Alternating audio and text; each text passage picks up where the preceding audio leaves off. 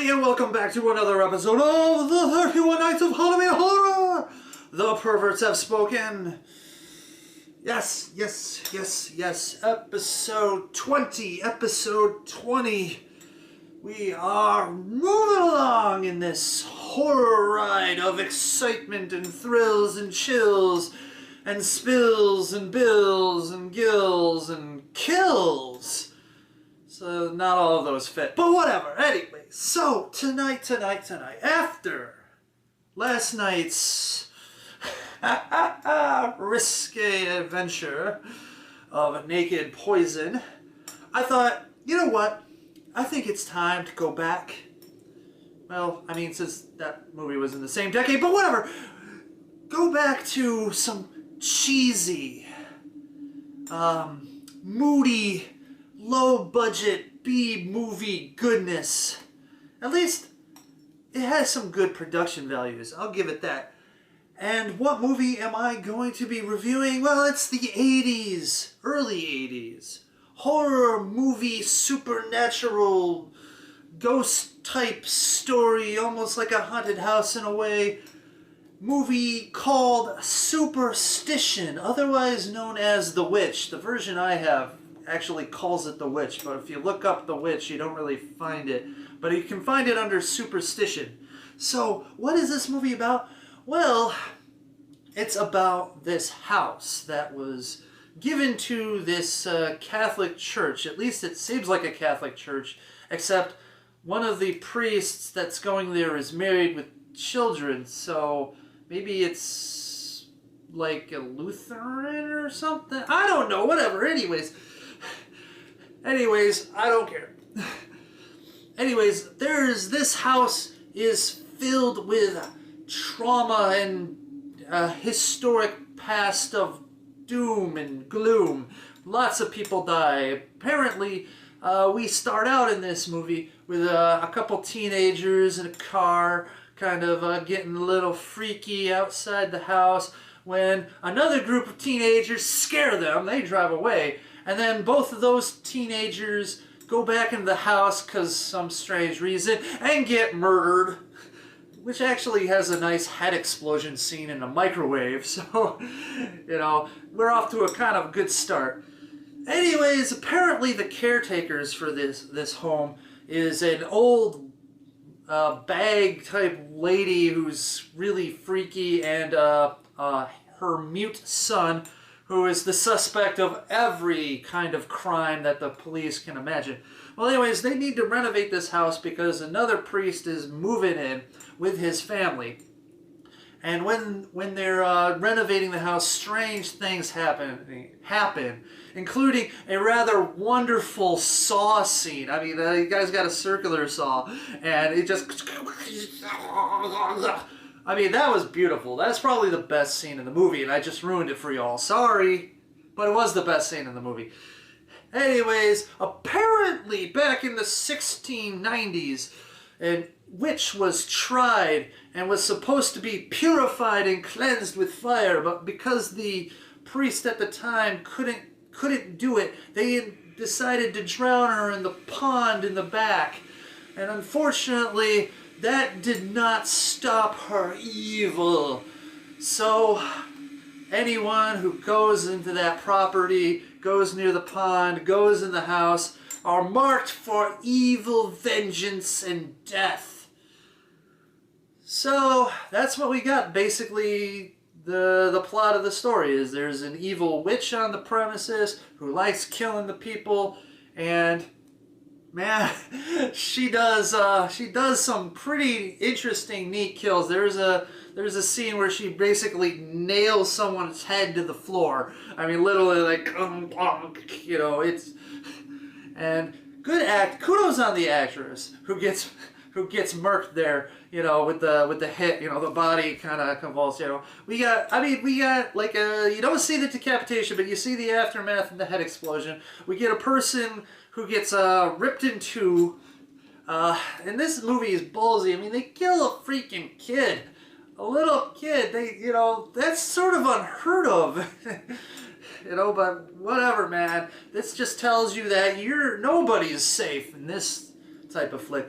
So it's got that old, dark, early 80s feel where, you know, the lighting isn't all that great. So it creates wonderful blackness in the background, lots of shadows, and really does a good job of giving you that kind of creepy feel.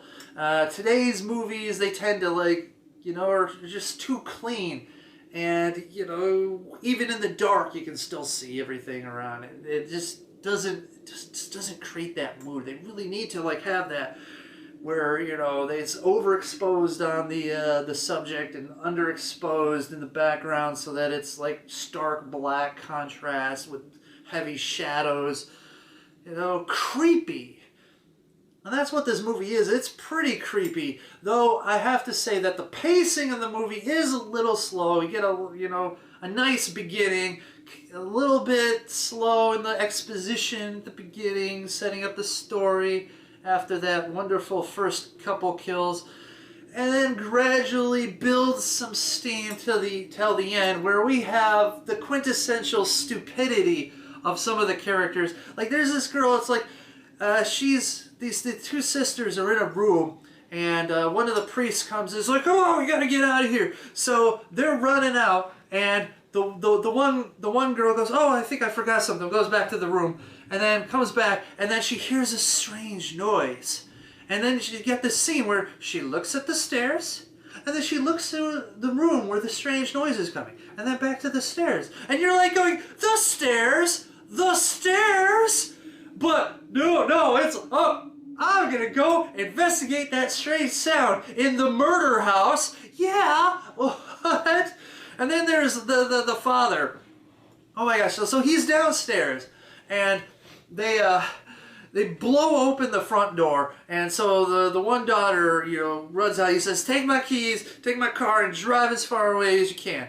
And so like while this happens, the door blows out. The father's like, "Hey, there's a way out. No, I'm gonna go back upstairs, go into my room, and barricade myself in there, because, you know, that's the safest place in the murder house."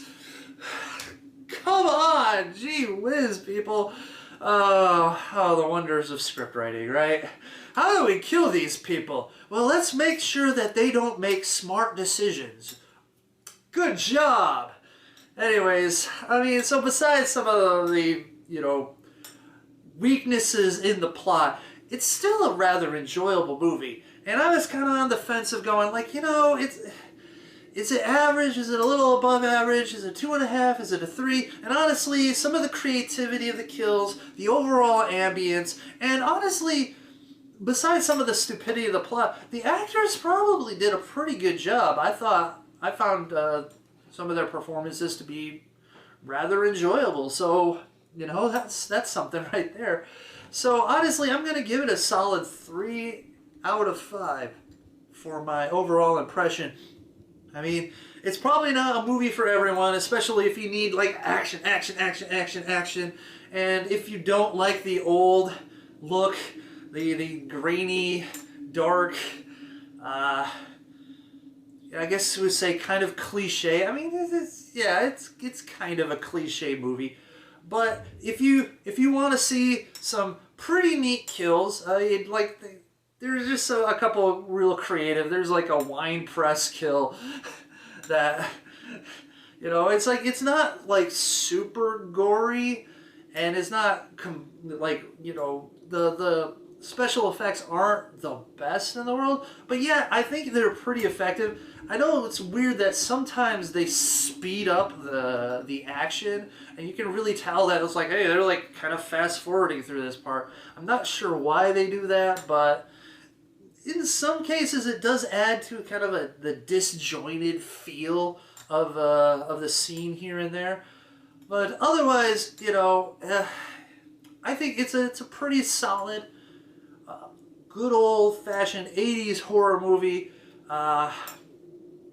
And, you know, even for an early 80s horror movie, it doesn't have any nudity, so it breaks one of the laws that's out there for 80s horror movie. But still, it's still forgivable, because honestly, I think the creativity of the kills, especially that saw scene, my goodness, I that happened. I mean, first, it is ridiculous that happened, but it's still great. And, I mean, at that point, I would think everyone would be like, okay, you know what? This house is fucked. Let's just burn it to the ground. Be done with it, right? But no, let's continue on. You know, it's only a few deaths happen there all the time. Anyways, so there you have it. Superstition, also known as the witch. And yeah, there we go. Episode 20 is in the books.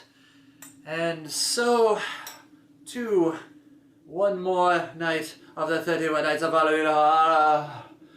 Tune in next time where I'm thinking about, I don't know, there is this one movie that I want to do. Maybe, we'll see. Anyways, until then, people, you guys stay scary and do not